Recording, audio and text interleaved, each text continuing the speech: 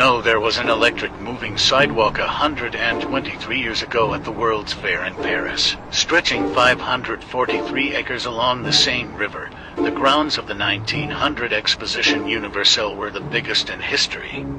And just like all the other World's Fairs, almost everything was destroyed afterwards, including this incredible electric moving sidewalk. It was elevated above the street on a 23-foot tall iron viaduct and consisted of 3 sections.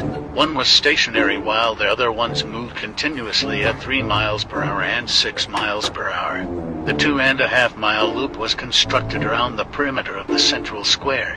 Using the 6 miles per hour walkway allowed visitors to circumnavigate the square in roughly 25 minutes, all while standing still and sightseeing. The predecessor of this walkway was at an earlier Chicago World's Fair. Along the same route but moving in the opposite direction was an elevated railway system that visitors could use to get around more quickly.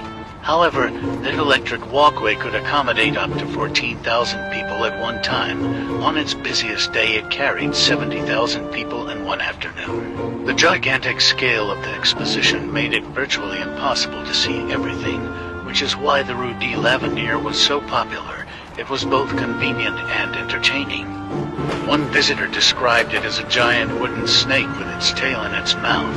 At Ouroboros of Paris, we are told that this structure was only temporary, but it had iron foundations just like the Eiffel Tower, and many other masterpieces of architecture that were destroyed. Even the Eiffel Tower was supposed to be demolished. Most of these things would probably still be standing today, and would be iconic landmarks like the Eiffel Tower turned out to be. These events are the plot holes of history.